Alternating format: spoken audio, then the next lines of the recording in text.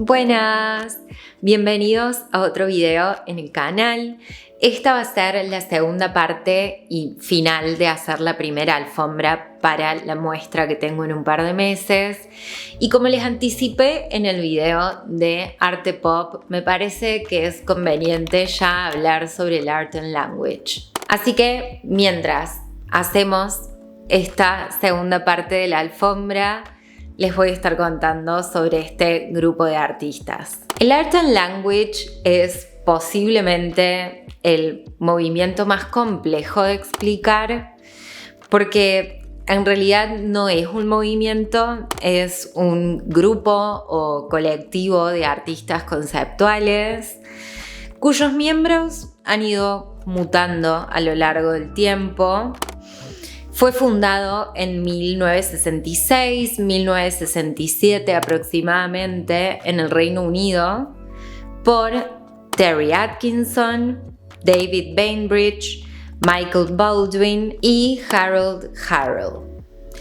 Los cuatro eran profesores de arte en Coventry y tenían una revista que se llamaba Art Language, donde discutían sus ideas sobre las prácticas artísticas modernas. El crítico e historiador de arte Charles Harrison y el artista Mel Ramsden se unieron al grupo en 1970. En una historia provisional de Art and Language, Charles Harrison y Fred Orton documentan que entre 1968 y 1982 hasta 50 personas estuvieron vinculadas de alguna manera a las actividades del movimiento y expresan que se pueden identificar tres fases principalmente. La primera hasta 1972, que se manifestaba principalmente en la publicación Art and Language, un periodo intermedio dividido entre Nueva York e Inglaterra, y vinculado a la publicación de la revista The Fox, que dejó de publicarse en 1976, y el periodo posterior a 1977, durante el cual se produjeron pinturas que examinan las cuestiones críticas que le preocupa a este grupo de artistas. Desde 1977, Art and Language se ha centrado principalmente en tres personas: los artistas Michael Baldwin, Mel Ramsden y el crítico Charles Harrison. El nombre Art and Language refleja su deseo de unir las prácticas artísticas con una profunda investigación teórica, haciendo del lenguaje un medio por derecho propio.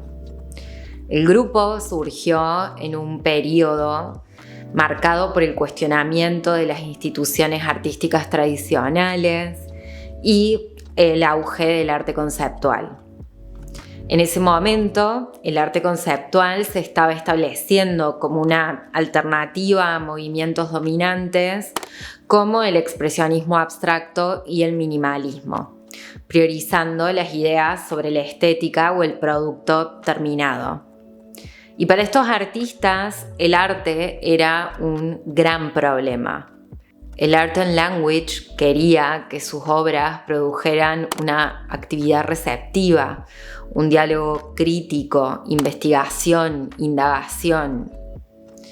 Y cito un libro: dicha obra debía adquirir su forma pretendida de distribución no a través de la contemplación o de cualquier otro método institucionalizado, sino siendo objeto de crítica, elaboración, ampliación o modificación de cualquier tipo.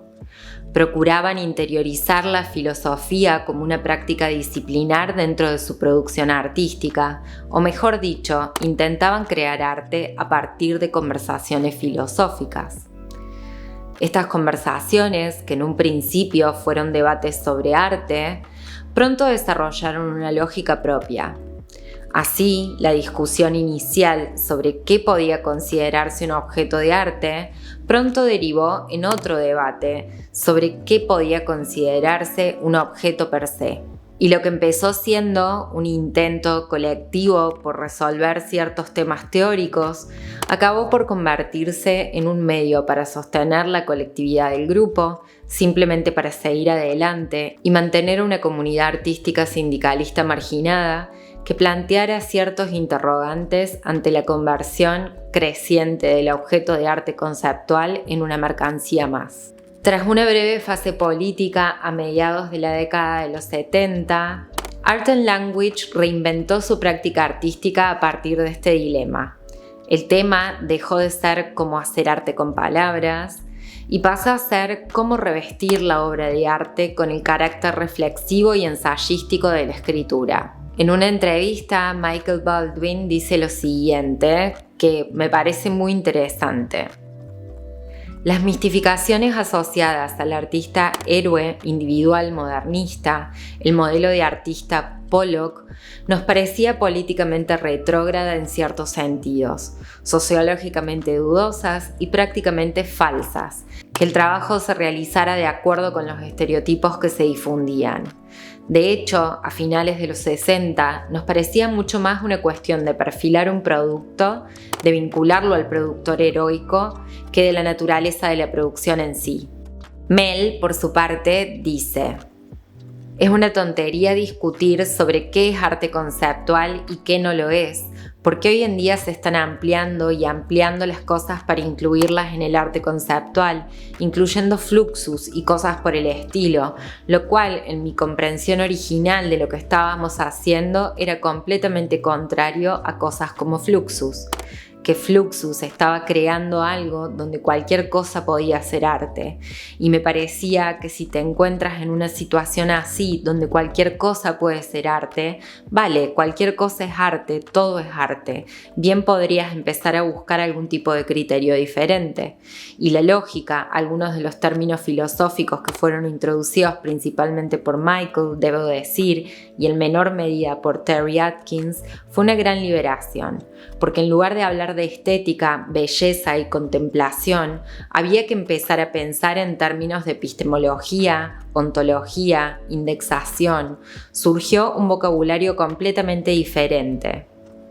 Pero todo esto fue impulsado, creo, por una especie de desesperación sobre qué hacer después del colapso nervioso del modernismo, después de que el modernismo fuera casi ridículo a principios de los años 60.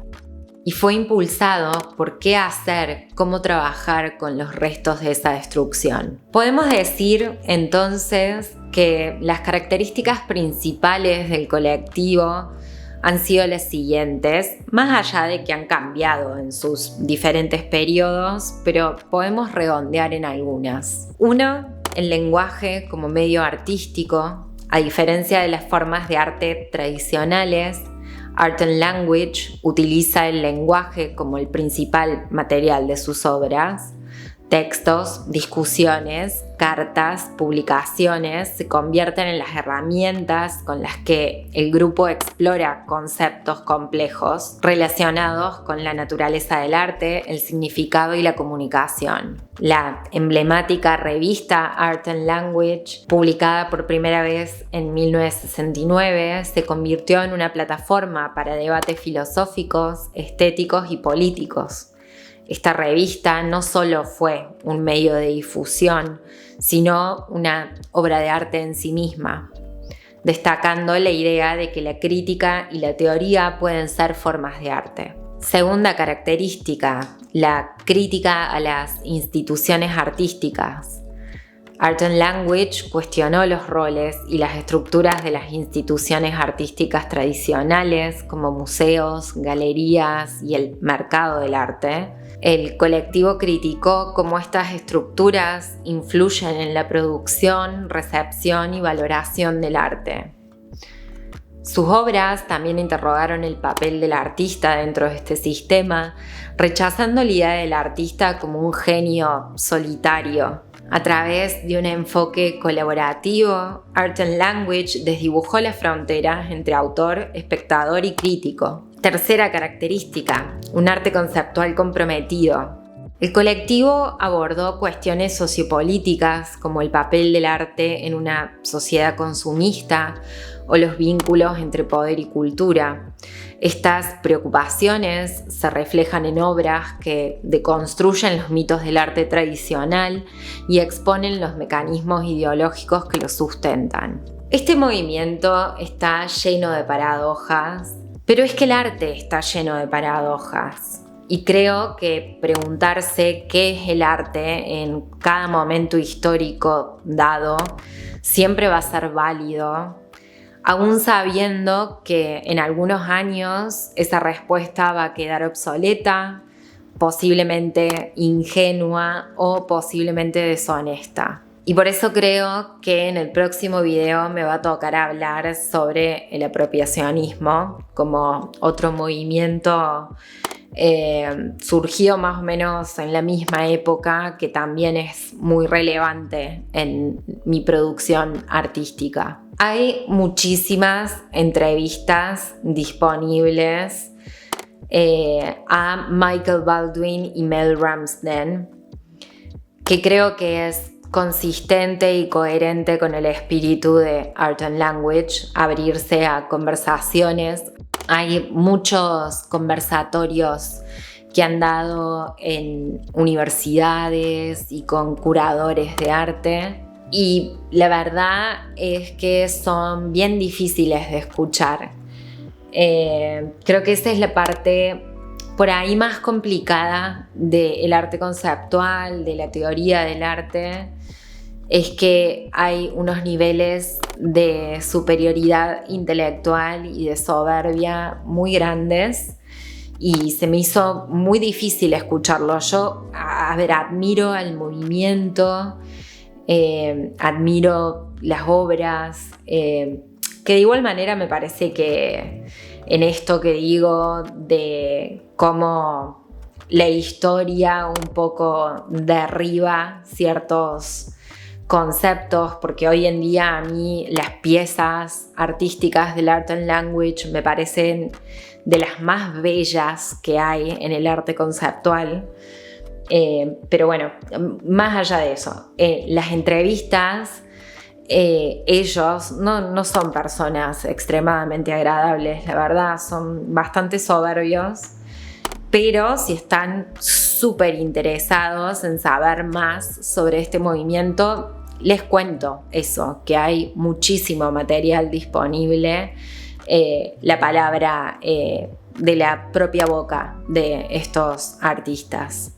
Y con respecto a esta obra puntual, el aboutness tiene que ver con ese término que les conté en el video de arte pop que usa Danto para referirse justamente a la referencialidad de las obras, que creo que en este proyecto es algo que está como muy, muy presente. Hay referencias muy directas, como transcripciones de textos, y referencias no tan directas.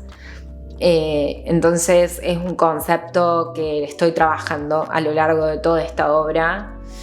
Y por otro lado, lo de Libertad Cero viene a partir de algo que también vengo trabajando desde hace mucho tiempo, que es un eslogan de guerra que usaron en Estados Unidos, que se llamaba Riesgo Cero, para incentivar a que los jóvenes se uniesen al ejército.